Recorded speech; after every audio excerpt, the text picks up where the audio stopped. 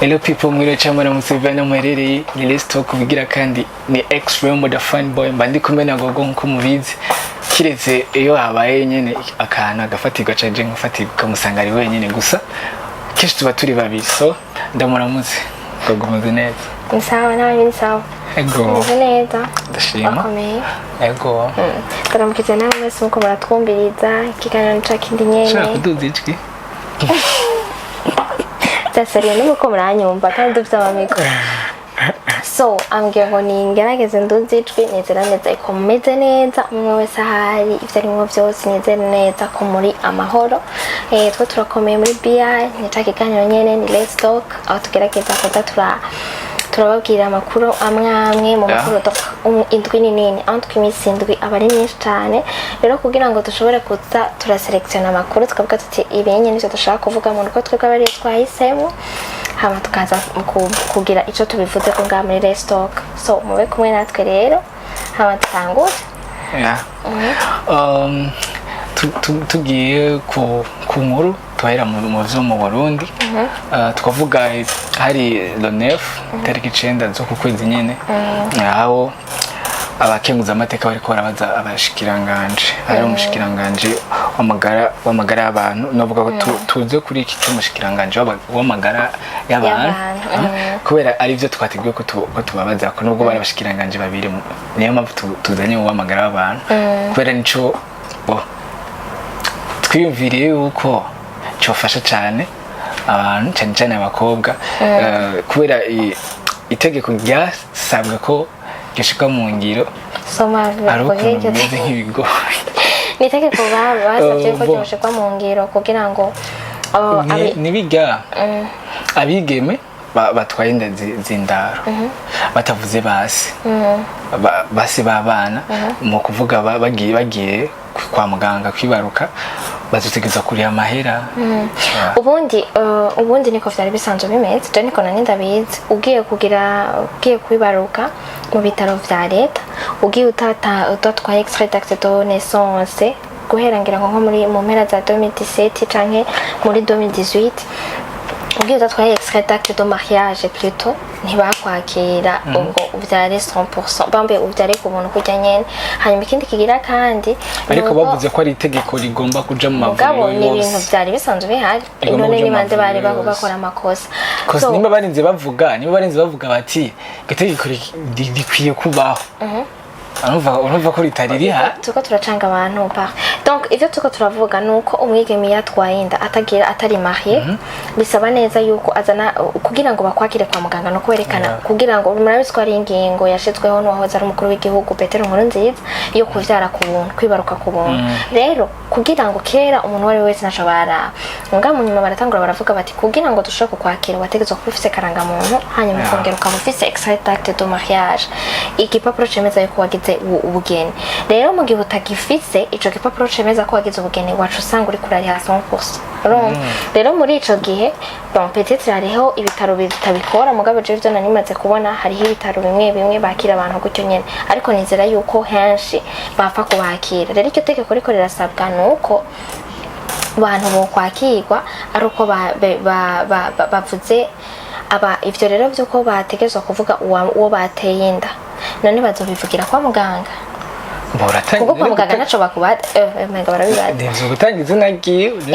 hanyuma sinigane byo biriko birasabwa niyakuyakana ni handi nyo ducuriha amahera okay mu byo turiko turavuga rero n'umukenguza amateka niyo kuri gadi yatowe mu ntara ya Makamba yasavye umushikiranganje ko umukobwa yatwaye inda y'indaro atavuze uwayimuteye yorihishwa amafaranga kugira ngo yakigwe yibaruke uwo mushikiranganje mu kwishura yarabajije ico kibazo yavuze ati Lidwine baradahana yavuze ko hamwe vyotegurwa bigashirwa mu ngiro itegeko rigashirwa mu mavuriro vyogira akamaro kandi bikagabanya n'abana bangara bakaja mu mabarabara yanongeye kandi ati umwigeme bizoshikira azoheza arihe kandi ngo ni ibintu bizokwigishwa no mu maradiyo biceyo mwomenya yuko ivyo vyabaye igenekerezo rya 9/0/2024 rero ivyo twako turavuga nuko none ko bavuga ngo no kugabanya abana baja mwe barabara deja niba umugabo yakwihakanye yaguteye iyo nda hanyuma agaca bakaca bakubwira ko wariha ku 100%, wumva abana bazoreka kubuja mu barabara gutaha ahubwo bazobata. Ntibazobata ahubwo abakobwa bari bakwiye kuvyirinda. Ivyo bizotuma baja muri izo ngorane. Iki gituma none vyama biriko biraba, wumva kizohera gute? Wumva birashitse. Niyo mpamvu bagomba gushiraho iryo tegeko. So nibaza yuko Imana izodufasha yuko abana twizere neza yuko abana baje mfise amakenga yuko abantu bazoca baza baratabana gose, ugasanga yaretse donc dimo azobura ayo mafaranga yo kumwakira, hanyuma aje kuvyarira muhira petite ba imfuzi zoba nyinshi kuko kwibarukira muhira na marisque manini kubera yabuze ayo mafaranga, hanyuma niya namwibaruka camuta kuko atazoba afise camureresha canke azoba yapfuye, niko ndavyumvira. Nibaza ko itaraja mu ngiro rirya tegeko umva babanza kubyigako. Ivyo vyose bakabanza bakavyiga ko ati mbega nimba bizokiza ibi nta kindi kintu bizokwica. Hama tukiri ngaho nyene mu Burundi ku munsi itariki 11 zo ku kwezi nyene niho rero habaye iyugagwa ry'imbibe hagati y'u Burundi n'u Rwanda, rero ku ruhande rw'u Burundi niho rero hugawe imbibe. So ni ibintu biriko biravugisha abantu benshi, abanyarwanda, abarundi, usanga umuntu eske jendo ja kuraba umuntu wacu gute ko hari hagize kunja kumuraba, hari hagize kunja kuraba wacu mugabo baci bazugara, kandi hari ibintu vyahora biva mu Burundi bigiye kudandazwa hariya nizoba bigikunze ko izombi bizugaho. Ugerageje kuraba mu nkuru ziriko ziravugwa cyane muri guhera kuri iryo genekerezo rya 11 imipaka yugawe y'u Burundi, usanga ari imyidogo ya benshi. Abanyagihugu bavuga bati donc hari abari batanguye ma business yabo ngaha mu Burundi bariko barakorera ngaha mu Burundi no mu Rwanda, ibintu vyabo bigiye gufatiranwa Jean bipfiriyemwo, ntibahawe umwanya wo kwitegura kugira ngo abo bari ngaha mu Burundi basohoke igihugu canke abari mu Rwanda binjira igihugu, bakavuga bati none ibintu bizogenda gute. Hari abandi bavuga bati mbega muri iyi myaka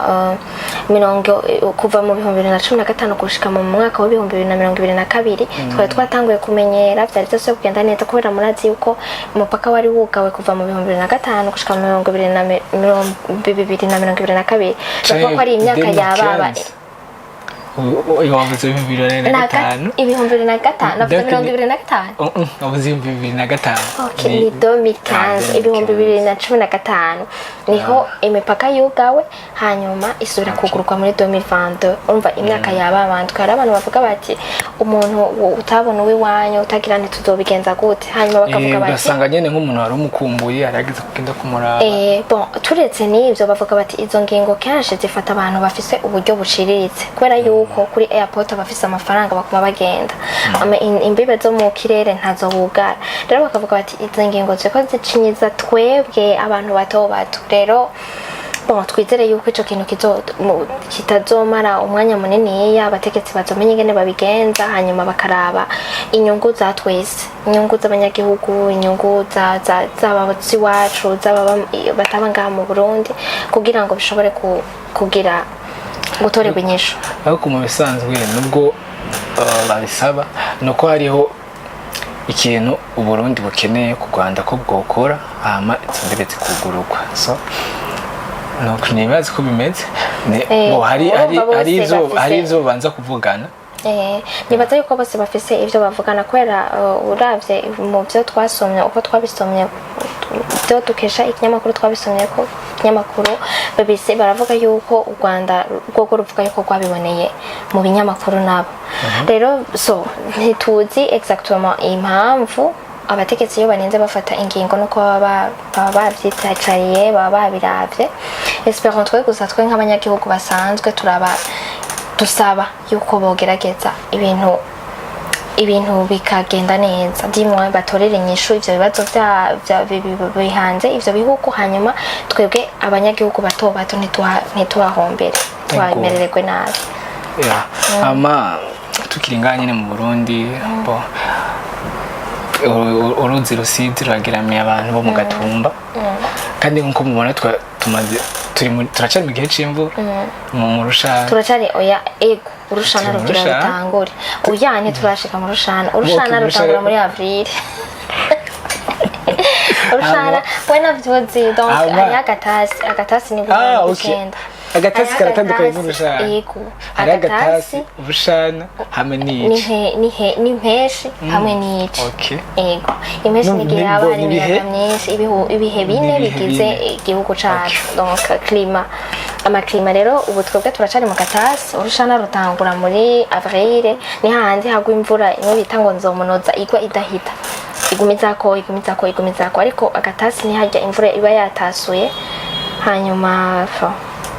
eko nibaza ko ari hivyo ni igihe imvura iba yatasuye abantu bagatera turacani mu gatasi ni karahera ariko urabona ko Rusizi nibaza ko rurinze rushika mu mihana sigura ko ivyo turabizi yuko tugerageje kuvuga ku bintu vyerekeranye n'amazi atera murabizi yuko abantu baba mu Kajaga muri Rusizi hariya barafise amezi vraiment basigaye bageramirwa cane n'amazi bamwe bavuga yuko ari ikiyaga Tanganyika kiduka bakavuga yuko kera ngo ikiyaga Tanganyika cashira kanga mu Buyenzi imyaka irenga 100 dusubiye inyuma rero iyo myaka irenga 100 dusubiye inyuma bavuga yuko urumva n'ikindi gihe Tanganyika izohava isubira ikagera nko mu Buyenzi par exemple ibintu byose bikagura bitsko ngaho mu mabarabara ngaho uravye kuri iyi beach South Beach ukaraba hari igihe amazi yigeze guteruka mu menga girashikire kaburimbo rero urumva haragera igihe bigahera bigasubira inyuma gatoya ikindi gihe donc Tanganyika kumenga yaraduza ariko bo b'abanyagihugu bo mu Gatumba abashoboye gushikayo bakaraba ingene bamerewe ngo baramerewe nabi cyane Rusizi yasuye kubatera donc hari amazi menshi bakavuga yuko bahunze baragerageje ku bloka amazi barubaka ikintu kimeze nka mur kugira ngo barabe yuko ayo mazi yoreka kubatera ariko biba ivy'imfagusa hama bakavuga yuko bari aho baba bagiye kwegeranizwa kugira bahunga ayo mazi usanga babayeho nabi cyane babaye kandi birumvikana bategezwa kubabona kubera niba bakiri handi muhira niba baronka ingene bofungura neza bavuga yuko basanzwe usanga bari nko mu nzu irimo donc ari mu nzu imwe baba barimo bakaba bashika nk'abantu 25 abantu 25 mu nzu yari kubamo abantu nka 3 canke 4 urumva antwafuma baba bamerewe nabi ni nk'amahema nta n'inzu n'amahema ingwara ziba nyinshi bafungura nabi kuko bavuga yuko bahabwa nk'ibiro bibiri baronka nk'ibiro bibiri bakagaburira abantu 25 bo bavuga bakoresha ijambo ngo nugusa mu mutima niba bariko barafungura neza rero ibi tubivuga yuko harabagira neza benshi bo bavuga yuko atanabagira neza babaseruka ko ngo kwa rouge nyene nishobora kubafasha twosaba leta ngira ko yogira ikintu bashobora gukora n'abandi bantu bose baba bafise umutima wo kumva ko abarundi bagenzi babo bageramiwe babayeho nabi ubugendo bakafasha ngari abagwiza tunga benshi abantu benshi bafise amahera kandi menshi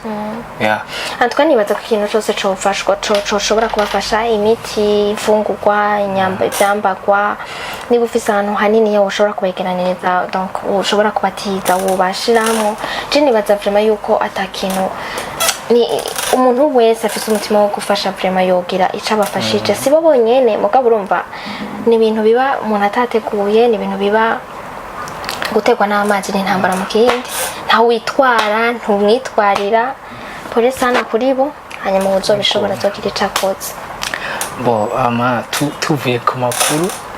iwacu gatoya yavuze cyane ngo ari kara abanika ko ariko aragira tukagenda mu bindi bihugu tugenda kuri Korea y'Epfo vuga baba baruzi ko ari abantu bagiye amatsinda cyane twaruzi kwera bo nshobora ngira no kuvyibaza kubera ngaho mu Burundi atavyo biba bihari nubwo ngira biba bihari ariko nibaza ko biba biba mu Kinenge nubwo ho bari mu Kinenge bose nibaza ko bihari ngaha anye nibaza yuko ku kintu cerekeranye n'izo mbwa zo muri Korea bavuga yuko ari n'ibintu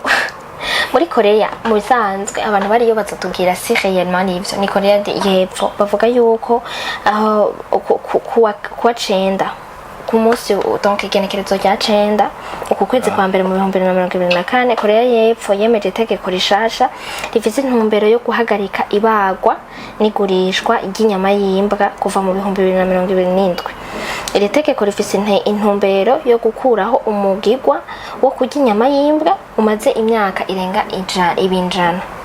Hama kuva imyaka 20 iheze inyama y'imbwa yagiye itakaza abakiriya, aho cane cane ugwaruka ngo rutayerekwa, arumva ugwaruka ntiruyerekwa. Ubu muri iri tegeko korora canke kubaga imbwa mu ntumbero iyo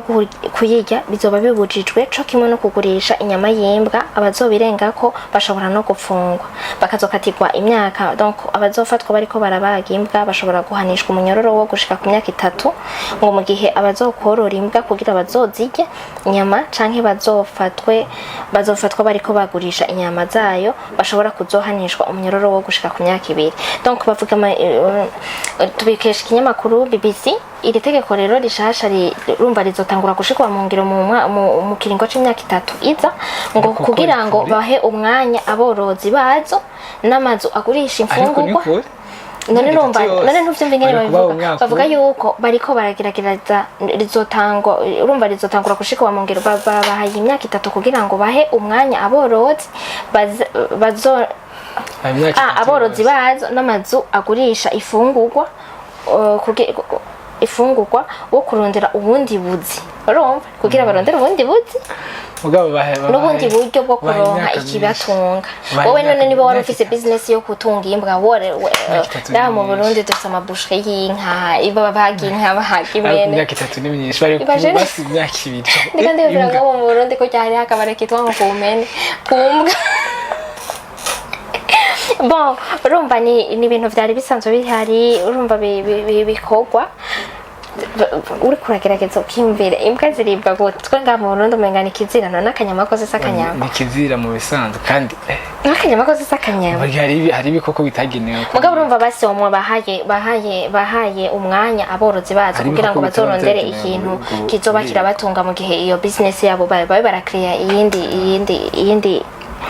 ikindi gikorwa cyo gukora ibindi baba barakora canke bagahora barya inyama bibiraga baramenya izindi nyama z'ingo bari hariho abantu rero bashibinshirwa n'imenetse bavuga bati ikintu ni wocanka utapimye rero ukaba utari bwapimye imyaka 3 ntikurenga. Abo muri Korea batubwire rero basabwa ko ngo bategerezwa kwerekana integuro z'ukungene bazogenda barahagarika ubucuruzi bwabo ku bategetsi b'uturere, donc abantu bazoba barongo izo ntara zabo bazoba babaye. Bakaba barashoboye ngo kuganira n'abantu, hari abavyakiriye neza, hari n'abavyakiriye nabi. Kubwa bisanzwe bimeze nk'umugi ariko vyahora bimera, ntibashobora kuvyakira basi benshi batezo vyakira nabi kubera umva ko vyayimaze imyaka myinshi ibinjana. Abahumure harimo umuhumure mwe yitwa Kim w'imyaka Kim Seo bombera wewe ngo ariyamiriza cyane, arababajwe cyane, ni wafite imyaka 86 ngo arababajwe cyane n'iri tegeko, avuga ati twariye imfungurwa kuva kera narindi kubera iki tubuzwa kwihereza iyo mfungurwa kama. Nimba ubujije inyama y'imbwa nuce rero ubuza n'inyama y'inka, urumva wewe niko abivuga. Hakaba n'ubundi akiri muto afite imyaka 22 mu bashoboye kuganiriza, wowe n'umunyeshuri w'imyaka 22 yitwa ibindi sinzi, avuga ko iri tegeko rije hageze kugira ngo hubahirizwe agateka k'ibikoko. Uno mwigeme ati abantu benshi uno munsi barorora mu kwinezereza, imbwa ubu ni nk'umuryango, rero si vyiza kurya umuryango. Mu bisanzwe imbwa banazibana n'abantu kandi ziyafise ico zifasha ku muntu, ziracunga imangu kandi mbona nibaza navuge ni famille sinavuga ko ari famille dacu gusa imbwa zimaze kuba zigize. Oya hariho ibihugu babigira, hariho ibihugu niyo ipfuye bayihamba, no ngaho mu Burundi twarabonye ko hasigaye hariho ubworozi bw'imbwa, aho kera atabwariho umuntu yatunga imbwa juste gusa kuyitunga yari igikoko. Kandi imbwa zirazimvye bivana niyo utoye sha, imbwa zirazimvye, iyo umva iyo utoye niyo butoye, iyo uguze nayo niyo buguze, urinze uyigura zirazimvye. Ngo mu ntwaro zo kuva mu myaka y'igihumbi 1980 zagiye ziyemeza kubuza inyama y'imbwa, ariko nta ntambwe zateye. Umukuru w'igihugu w'iki gihe wo muri Korea hamwe n'umutambukanyi wiwe Kim Keo bazwi ko bakunda ibikoko batunze imbwa 6. Umupfasoni Kim akaba yasavye ko umugirwa wo kurya imbwa uhagarara. Amashirahamwe aharanira uburenganzira bw'inyamaswa yaramaze igihe kinini ngo asaba ko iri tegeko rishigwaho, arashimira itegeko ryemejwe kuri uno wa kabiri. Donc je nibaza yuko ugerageje kuraba none niba baharanira agateka k'ibikoko kweri kibatoharanira agateka k'inyoni, kweri kibatoharanira agateka k'inyoni, none kweri kihabutswa nko muri Europe none ukwica inyoni uko nyene. Oya none ndakubajije ikibazo gisanzwe, si bazoharanira agateka k'ibikoko n'impene nizireke kubagwa bisanzwe n'inkoko nizireke kubagwa. Oya hari ibikoko basi vyagenewe kuribwa, ivyo vyanditse hari ibikoko vyagenewe kuribwa n'ibindi bitagenewe kuribwa. Bon sinzi mugabo urumva yuko abantu baharanira agateka k'ibikoko mugabo nabo barakwiye kureka kurenganya inka, impene, inkoko ngaha mu Burundi bwacu no mu bindi bihugu barya. Donc hari basi twovuga basi hari ibikoko kuva kera narindi basi kuva isi ikiremwa byashizweho kugira umuntu azozera vyihereza. Okay, sawa tugenda ku nkuko atamuntu arya uwundi none twese turi biremwa turibigana n'umuntu yorya uwundi go none nuzi ko basi abantu bari muri mu mugwi w'ibikoko urabizi. Bumva abantu bari mu bibiko umva n'ibikoko rero hari ibikoko biba byaragenewe kugira byashizweho kugira biribwe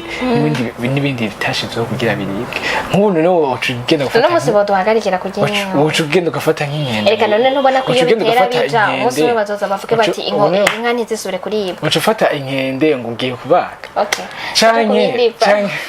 canke izo nyoni, inyoni ziri ubwoko bwinshi sivyo, hari inyoni zitungwa kugira zigire ntiziribwe umva kubera ziribwa nk'inkoko. None imbeba zozo warutse ko imbeba ziribwa nari imbeba ziribwa ubukoko ntiburibwa. Banzirindira inkoko ziri mu bwoko bw'inyoni sivyo, ivyo bataba bagomba ko biribwa nk'ubu nk'inyoni zo mu ishamba zige zidatunzwe n'abantu ziba zikingiwe umva ziba zikingiwe mugabo abahigi baraziteka umva kandi abahigi ntibemerewe urabizi. Abahigi ntarusha bafite. Kera none twari dutunzwe n'uruhigi ngaha mu Burundi barabihinduye. Hari kera kubera iki atabi bari muri ico gihe none bahigiye inyoni zari zose bahigaye inkware none sinyoni inuma. None ko inkware ifise umubiri wowe waza gufata nkaka hari inyoni bahora bavuga ngo kirazira kuyiteka kuyica yitwa inyamanza ingona. Hariho abantu bazirya, hari abantu barya amahipopotame, hari abantu barya bayiroza. Wari kurambwira inyoni inyamanza ngo kirazira kuyirya, carazira twakuze twumva batubwire ko kizira kurya inyamanza na kanyoni k'Imana bavuga ko gatera amashansi. Mu bisanzwe tutagiye basi twinjiye nko nuko tutokwinjira cyane muri Bibiliya kwari sibyo turimo urumva, kandi nuko ntazi ahantu vyanditse gusa ndazi ko muri Bibiliya hariho ivyo basi navuga ngira ngo ntibikoko hari ibintu bihemanye ariko bihumanye rero n'ibindi bidahumanye umuntu yemerewe kurya. None ko nzi ko bijya vyari vyo muri Ancien Testament, hanyuma igihe Yesu yaza hari ibintu vyose niba twemera Imana yahinduye genre ivyo ego turabira dufasha kwiga biragira aho ntitwari kuba turya ingurube. Hariho ibintu vyinshi tuba tugiye kurya. None uzi ko hariho abantu batarya ingurube mugabo abonye ntibajya ingurube mugabo urumva naho batazirya si kubera ngo kubera ngo muri Ancien Testament ngo bagire bon soit icyo nzi cyo nuko jewe niba baharaniraga guteka k'ibikoko nibaharanira agateka k'ibikoko byose. Rega ibikoko biratandukanye, rega ingorane y'ibikoko biratandukanye. Hariho ibikoko hariho bene uvuga gute hariho ibikoko domestic animals na ujya wundi mugwi biga nyeshamba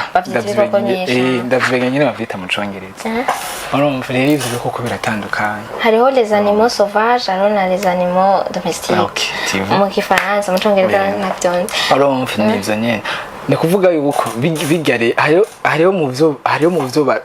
batunze kugira biribwe n'ibindi batunze kugira bibane n'abantu. Mugabo muri Korea nabo yari umugigwa. Mu Burundi tuzi yuko dufata nk'uciye nk'ugiye gufata indogoba urayibaze urayiriye none niribwa none urabanza kubona abantu bazirya nibo zirya kubera zirafise ico zigira zifasha zisigura oya ico zifasha ziratuma umuntu yiyungurutsa. none inka nituma umuntu turonka amase none inka zizoyurira kikungurutse kandi mugabo imbwa iri hajya pour la sécurité none iyo sécurité none inka iragira sécurité none tuzana sécurité nituyironkamo amata nituyironkamo amavuta tuze tuyironkamo amata tukayanwa niki kicobuza ko tutayiki we rero urumva nimbwa nishobora gutunga sécurité nanye none imbwa irazana amata none cangira ko bine ndagusavye stop gusa murumvise yuko ni waba utari bwapi muzoja muri Korea ni imyaka 3 gusa nambwa noke okay tugaruke ku makuru muri Nigeria muri Nigeria okay Nigeria mu Gifaransa c'est Nigeria mu Gifaransa c'est Nigeria okay ni Nigeria basi kubera mu abaririmbyi n'ibiki dukunda kuva hari ibihugu nyene bafise ururimi rwabo ari icongereza nkuko twebwe ari Gifaransa ugasanga je nakuze numva Nigeria nakuze numva Afrique wize ngo Nigeria nakuze numva Nigeria bon reka rero tuvuge hariho Pasteur yitwa TB Joshua ariko nakiriho yitwa TB Joshua donc ni kinyamane ni inkuru kuri uyu wico kuri iri genekerezo rya 10 ni kuvuga ko hari mercredi none kuva 2024 itanguye amatariki arakugoba hari mardi ibi twekesha ikinyamakuru BBC ngo BBC yavuze yuko uburyo yarageragereje iratororokanya amakuru iragira amatohoza ubwayo aho ukungene uyu umuvuga butumwa w'icamamare atakiriho urumva yitwa TB Joshua yagirizwa ivyaha vyo gusambanya abagore benshi ku gahato akafunga akanica urumva yarafunga akica abantu ku nguvu umukobwa wiwe mu gihe byanditse mu Kinyarwanda biratugora kugira yafunze akanica urubozo umukobwa we mu gihe c'imyaka mbere yo kumuta hanze akaja kuba ku mihanda ya Lagos muri Nigeria Lagos uyu mwigeme avuga ati data yari umunyabwoba yahoranaga ubwoba yari afite ubwoba ko hari umuntu uzagira ibyo avuga ntibivugwa n'umwe mu bakobwa be ajoka uwo mbere yabwiye BBC amabi abona mu rusengero rwa se Synagogue Church of All Nations tukababwira yuko TB Joshua yapfuye yitavye Imana mu 2021 afite imyaka 57 akaba yagirizwa ibikorwa by'urugomo no gufata abagore ku ngufu byamaze imyaka 20 urumva yamaze imyaka nka 20 ariko arabikora ivyo bintu nkaho kuri ico kintu ndiko ndageza kwiyumvira bo umuntu ashobora kuba Pasteur abantu bakagenda bagasingira ryo muri byose wiwe mbona dushaka kwinjira mu bintu nyine byacene byahurije mugaje nanje simba makandi kubyinjiramo bo basi ibintu by'ubu ugasanga nk'umuntu Pasteur cyangwa ugasanga ivyo uwo Pasteur yakoze birakorwa n'undi muntu kiri cangira ikibazo none iske nk'umuntu amaze kumeza bintu aragira kandi umutima wo kuja gusenga kubera urumva biragoye ubu rero ubugawe kutazosubira gusenga kubera ivyo bintu isengera ryanje ryoca ari mu mutima isengera mu mutima reka tuvuge urumva uyu bavuga ngo ibintu vy'ubu mugabo urumva ko ari vya kera yarafise isengero bavuga ko ari guhera mu 2022 Joshua yapfuye haheze iminsi mikeya BBC itanguje kuza irabaza amakuru ku bintu vyerekeranye ngo nabahoze ari ntumwa ziwe na Ajok ku myaka 27 Ajok abaho yihisha urumva uyu mu Ajok n'umukobwa wa Joshua abayeho yinyegeza kandi yaratoye irindi zina kubera ahindure izina rya Joshua ubu unye urumva ico kinyamakuru ni BBC ntivuga izina ryiwe rishaje. Ngo nta byinshi bizwi kuri nyina wa Jok, bikekwa ko yari umwe mu bayoboke be. Jok avuga ko yarezwe na Evelyn, umupfakazi wa Joshua, kuva akiri muto cyane, no kuvuga yuko yarezwe na mukasi. Jok avuga ko kugeza ku myaka 7 yari afise ubuzima bwiza mu byishimo, ndetse yajanaga n'umuryango wa Joshua mu biruhuko ahantu nk'i Dubai. Ariko umunsi umwe byose byarahindutse, yahagaritswe ku ishuri kubera imyifatire mibi, kandi umunyamakuru waho yanditse mu nkuru ye ko ari umukobwa wavutse ku wundi mugore. Yavanywe mu ishuri kandi ajanwa kubanza kuba mu nzu y'urusengero i Lagos. Ni kuvuga yuko baciye bamukura mu ishuri bamutwara mu isengero kugira ngo yige ibintu by'isengero ku nguvu. Ati banjanye kuba mu cumba kiraramo intumwa, ntabwo nigeze nifuza kuba intumwa banjanyemo. Urumva wewe ntavyo yashaka, baramufurusheje kubijamo kuba intumwa ya se wiwe. Hari abantu basanga ari pasteur gusanga abana babo ntavyo bashaka, ntaho bihuriye. Ego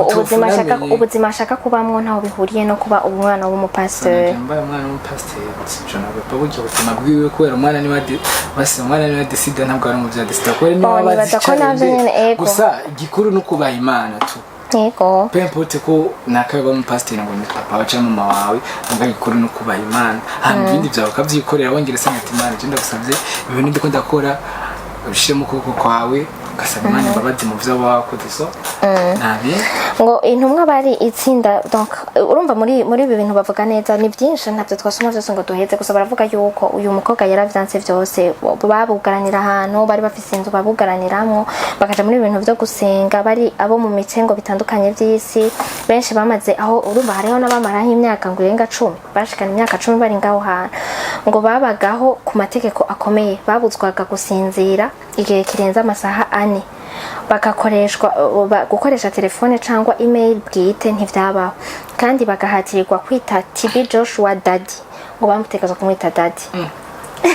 Bon, twaje tumenye yuko hari amashengero menshi yitwa usanga abantu bo mu isengero donc bamwita Daddy. Ntituzi impamvu, mugabo urumva ko babategeka ko bamwita ngo Daddy. Ajoka ati intumwa zari zarogejwe ubwonko kandi zimufasha ibyo akora byose. Buri wese yakoraga ibyo abwiwe nka zombi, nta numwe wigiraga na kimwe abaza. Ajoke wari umwana ntabwo yakurikizaga amategeko nk'izindi ntumwa, yangaga guhaguruka iyo Joshua yinjira. Umva yinjiye bategeza guhaguruka mu nzu, kandi akanga amabwirizwa yo kutaryama. Baca batangura kumugirira nabi. Ubuzoshaka kubisoma azobisanga ku kinyamakuru, donc yobisoma kuri BBC. Mugabo urumva yuko ari ibintu bibabaje cyane gose kubona yuko ari umuntu yiyitirira ibintu vy'Imana, bon agacakora amabi nkaya. Hanyuma je ngaca niyumvira none ko bigeze kuza donc kubera haravuzwe baragiye barabaza ibibazo byinshi bitandukanye, abantu bamuyobokeye. Umugore we yarabanye nawe umwe nibazwa nyina w'uyu mu Ajok, aravuga ko bafatwa ku nguvu bagiranye. Ubu none ko biravugwa yarapfuye, biza guhindura iki? Ushika urubanza warapfuye canke kuvugwa warapfuye bihindura iki? Nibaza yuko ibyo byose yarabikora amakabatera ubwoba kugira ngo ntibagire ico babivuga. Mugabo yarapfuye, nanje mvuga bizohindura iki? Qu'est-ce que ça va changer? Peut-être birashobora gutuma hariho nk'ibigo nk'ibigo novuga ko biba byigisha nk'ibintu byahorira bimwe bikurikirana. Nimba nk'ivyo bigo bahora bajamo kwiga nk'ivyo bintu, urumva nk'intumwa bigakurikirana barabe ko atubasi atabantu bo yoba yarasize basigara bakora nka cyane n'ubwo atubari ngaho ano handi, bigatuma amareta mwame canke abandi bantu bavuga ati hajya ntuye kwakurikirana turako ta bintu biberayo mu bintu aho bamaze gutangurira gukora amatohoza mu bintu byagiye biragire. Donc baratangura kumenya nuko hariho harimo mu byo yakora, ngo harimo abari bajejwe kumurobera abakobwa bakiri bato b'amasugi, hariho donc bataramenya abagabo, puze mu kirundi ciza umukobwa ataramenya umugabo, harimo kugura amasengesho, hariho ngo bafashe amadeni kugira ngo barondere igitangaro c'Imana. Rero nibaza yuko niyo baba bariko barabivugana, ariko ndavuga ni ikintu conyene kiza guhindura mu gihe baba bariko barabivuga yarapfuye. Pas importe naho yapfuye, nibaza ko abo bakorana nka kujya babivuze batapfuye bose. hari ababa bakiriho nibaza yuko ari kugira ngo barabe yuko borandurana n'imizi abo bantu bakora ivyo vyaha ya kubera nimba ivyo bibaho sinibaza ko vyo bari vyonyene okay numva hacaba attention ku bihugu nimba hari ibintu vyahora nk'ivyo acavuga ati hajya ahantu nimba bakureba ibintu eske ntabwo ari nzoba ziriyo bakatangura kandi kuhakurikira nibaza yuko abantu bose bogerageza bakaza bari amplika n'abakristo bakaza bararaba réellement si ivyo barimo barivyo niba ari abantu bakoreshwa n'ama esprit satanique nico gusenga ko hari umuntu Imana ikamurongora kugira ngo ingorane ya esprit satanique bakoresha muri uko gusenganye okay biragoye rero udafise basi mboni baza ko ivyo bikunda gufata ba bantu baba imbohe z'amadini je vraiment sindi imbohe y'idini nta muntu eko kandi nivyo hari umuntu usanga ari imbohe y'idini ugasanga muri ico gihe oya si kubindi imbohe y'idini suko umbeho y'idini ni mu gihe wumva yuko idini yiwawe ariyo yonyene zoja mwijoro uwundi muntu asengera ahandi hantu nta kintu na kimwe agize birimo gasanga kanu kose kawe kurushingira ni ntushobora gusiba n'akazura gaheba oya ivyo se kubindi imbohe y'idini oya gusenga uko no gusenga kuba umukristo ushobora kuba usenga none witabirira ibintu byose bisabwa n'ishengero niba ariho wemerera aco bitwaye ibintu byose bakushengero ni kuba ko ugiye gusenga kubera none niba ufise ibindi bikorwa ujejweho kubera ko tobikora gutyo onye rero hari abantu bari imbohe z'amadini bafatwa nyene nayo esprit satanique niho bafata je nka je ntihongira ngo ugiye kumfatisha ibyo bintu tuzohura kangahe okay nibaza yuko donc twoja ku bindi ivyo ndazi yuko tudava tubiheza vuba twaravuze mu minsi heze amatora donc haheruka kuba amatora mu gihugu ca Congo aho muri Congo habaye amatora uwahoze ari umukuru w'igihugu Felix Tshisekedi ariwe yasubiye gutorwa uko amaresultat yabonetse hanyuma waramukurikiye donc yitwa Moise Katumbi ntiyemeye ivyavuye mu matora rero kuri uyu wa mbere urumva uko wa mbere Katumbi yarasohoye itangazo ryiyamiriza amatora aheruka ko avuga ko igisubizo cyonyine ari ukuyasesa donc inyisho nyine ngo kuyasesa ndetse asaba umuryango mpuzamakungu kutemera ivyavuye muri ayo matora ahonye rero kuri uwo munsi wa mbere ku igenekerezo rya 9 kwa kabiri umuvugizi wa Moise Katumbi yavuze yuko bamufashe baramugaranira baramufunga icamaso agiye urumva yaragiye gusohoka ngo ni nyuma yuko kuwa mbere Moise Katumbi agiye gusohoka iwe mu rugo ahitwa Kashobwe muri territoire ya Kasenga mu ntara ya Haut-Katanga yasanze hari abasirikare benshi n'ibimodoka vyabo bugarije urugo rwiwe bamubuza kuva iwe hanyuma baravuga neza yuko mu nyuma bahavuye bahava wewe urumva bahavuye bahava muri baramugururira nkuko bishikirizwa n'uburongoye iyo ntara umuguverineri w'ico gihugu avuga ati abasirikare n'ibikoresho vyabo urumva abasirikare n'ibikoresho vyabo bari bugarije urugo kwa Moise Katumbi bahavuye bahava mu nyuma vyemejwe na guverineri w'intara ya Haut-Katanga avuga ko ari kosa ryabayeho ku rubuga rwiwe rwa X guverineri Jacques Kabyabura Katwe yavuze ko nta mabwirizwa yigeze atangwa donc nta tegeko yigeze atanga ryo kubuza kwidegemvya wari we wese ikashobwe yavuze ko bakimara kumenya ibyo kugariza urugo kwa Katumbi twahise twaciye dutegeka ako kanya gukuraho iyo bariyeri ibintu byaciye bishigwa mu ngiro avuga kandi ko bahakanye ico gikorwa n'abagikoze bakazabibazwa ko ngo kitazongera donc bazobibazwa kitazongera bo bavuga yuko abasirikare ngo baramubujije gusohoka bavuga yuko ari amabwirizwa bahawe hanyuma guverinoma akavuga ati nta numwe yari yabibatumye bavuye babikura rero urumva yuko ni ibintu byabaye mu nyuma yuko ayo matora yabaye je basi ngene ndavyumva nibaza yuko ingene ndavyumva nibaza yuko baba bashaka ntihabe ibintu vy'imigumuko ara nko myaka y'iwacu za 2015 ngene byari bimeze nibaza ko ngira ngo banka bene ivyo bintu kuvuga ngo biyamiriza amatora ingene yagenze baramuga usanga mu gihugu harabayo imigomuko myinshi nyene ugasanga ari ababipfiriyemo ababifungiwemo ugasanga nyene ibintu birabaye bidobi nibaza ko ivyo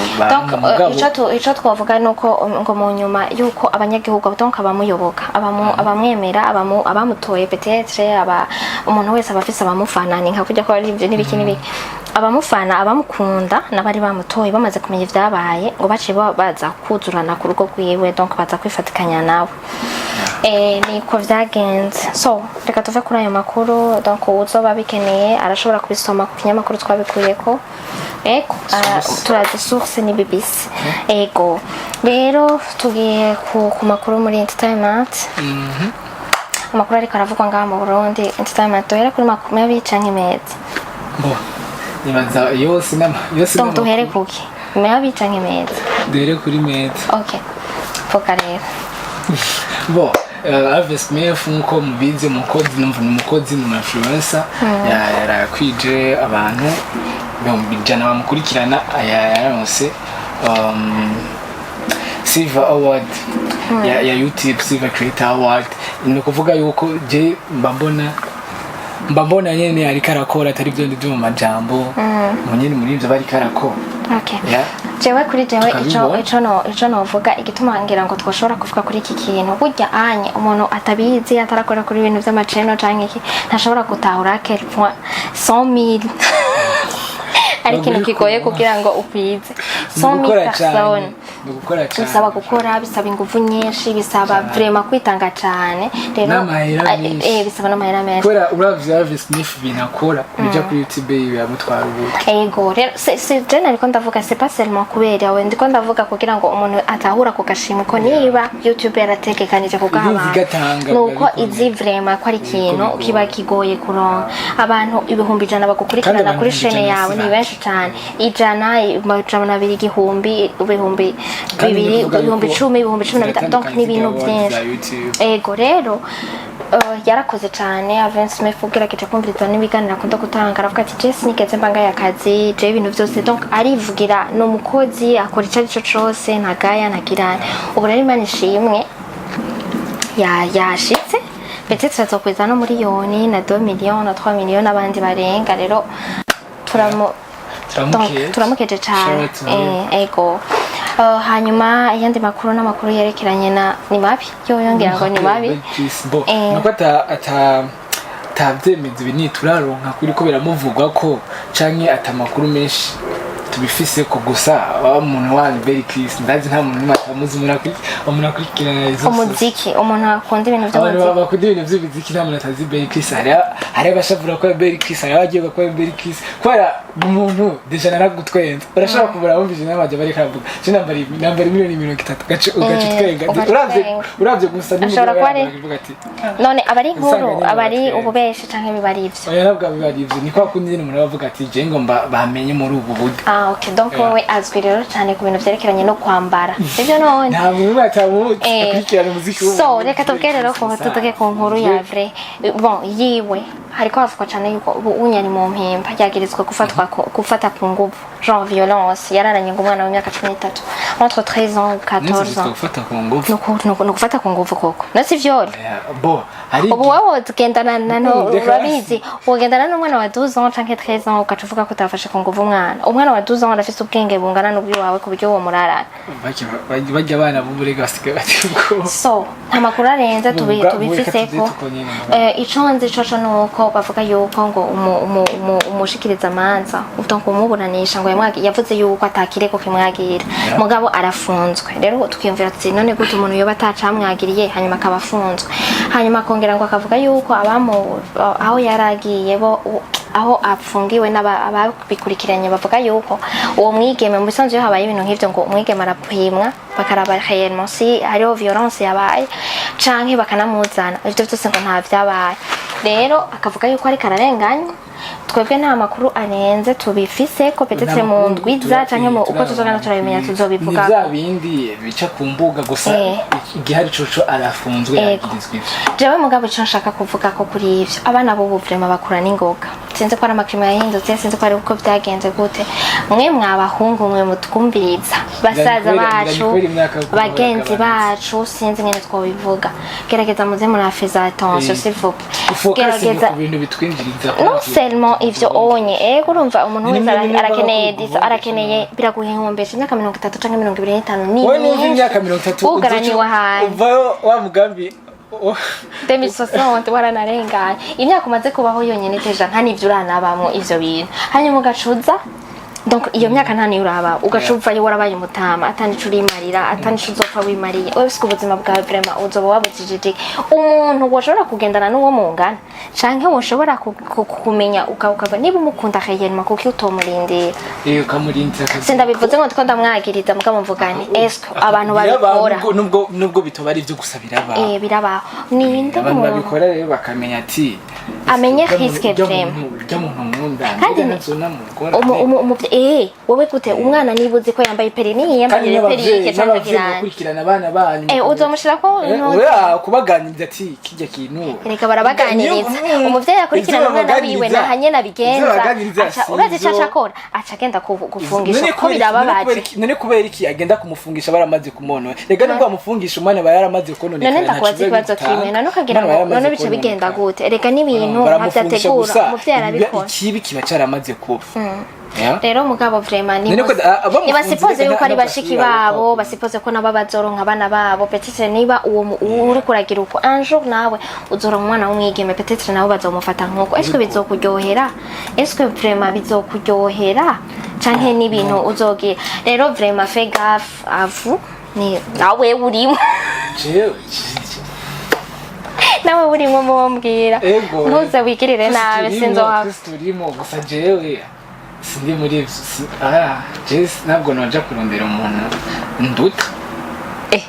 ugenda birabashuka mabi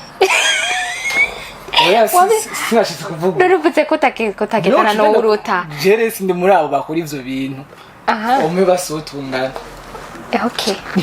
ababikora vraiment ntibiryoshe vraiment nk'imyaka ibiri savre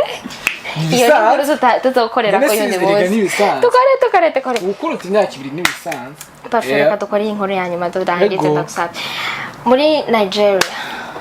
n'abarinzi babiri cyangwa Savage na Davido n'abastar murabazi cyane gose bari basanzwe ari n'abajama bari basanzwe ngo bazinanye cyane ibintu byo burofa mugabo urana ko tia Savage yaciye yabikomeje gutuna no umuntu ariko arakubwira ko menace yari kamubwira ko yamugiriye menace erega niba yamugiriye ko menace yamutumye ko abantu bamugira ko menace hamace wa Savage na waritwa rero ico ngo Davido amuhora yuko ari umugenzi ngo yagendanye donc ifoto yabonetse bari kumwe n'uwavyaranye na David nkaburyo umuntu ashaka peut-être ati ko jewe nankanye nanaka nawe umutekezo kuca mwankana niba uri umujama wanje niba ntakivugana na parfum ntekezo kuca nawe ubutekezo kuca mwankanirana bikaba byabaye cyane mu gihe donc n'abana barabagenzi abana babo bari bigana ibiki n'ibintu vraiment donc baciye barankanye ku buryo no kuri Aija tawugikurikirana ubundi nibaza ko arizo mugabo tuzogena turamenya ingene bizogenda iyo byahereye peut-être bizosube bamufungiriye nibaza ko batazomufunga ni juste kugira ngo iyo umuntu ariko arakugira ko menace uratangiriza ashobora kuvuga ati peut-être barazinanya entre twene dushobora kuba duhagaze ngaha mu Burundi ngo tumenye ashobora kuba avuga ati peut-être ubuzima bwanje buri en danger bivanye n'ingene ndamuzi canke tuzogena turabimenya bukebuke hama dusezera abakozi ba BTV bakoze kudukurikirana duse service nyinshi twovyibagira photography videography hama muze muribuka kandi ubwira like comment na share ibintu byacu tubandanye tubaha ibiganiro byinshi ikintu cyanyuma ngira ngende nongeyeko muri 2024 hari ibintu bishasha twuguruje ngaha kuri BTV harimo igisata twazanye cyo gukinisha amareresi rero umuntu yifuza kuzoza gukina ireresi imeze neza donc turafise igisata kiriko kirakora turafise dere donc tutazorenza ukabonye information uzoze wiyandikishe urumva uzoze wiyandikishe ngaha turasiga ko donc tuzoba adresse turabaha numero uzoba ari intéressé azotelefona kuri iyo numero canke azotwandikira kuri WhatsApp hanyuma tubwira ati ndi intéressé hanyuma aze ibindi tuzobimubwira yamaze gushika ngaha so yabanje kuba intéressé wabaye interesse uzi kurisa uzi ko ari impano yawe uzi ko bikeneye kandi ko donc uzi ko udakeneye gukina ukeneye ibintu biri serious ni dukeneye abantu bari serious bafise intumbero kuba ugiye mu bintu dafise intumbero nta numwe yimiriwe ushobora kuba uri umutama ushobora kuba umutamakazi ushobora kuba umwana ushobora kuba naho wowe umwana wo mwibarabara ukabona kakano kako ukaguye uzoze gusa twakwakira imbere wawe uri umutama kubera nuzi ego rero turi ngako bwanyu turabakunda cyane kandi tuzokoma tubakunda ivyo tukora byose ni kubwanyu so ibindi ni mukore nk'ivyo Pasteur ariko arababwira support zanyu turazikeneye mu kuduza supportinga nibi nyene no gukomanta ibintu byacu mukatubwira ivyo twakoze si twabikoze neza upa aho twohindura muga mu rupasoni gwinshi ego hanyuma mukanadu genre mukasharing ibintu byacu mukiabonesha update turagerageza ko updatinga ivyo tuba turiko turakora so merci beaucoup rero kwa mwadutije umwanya wanyu merci turabakunda cyane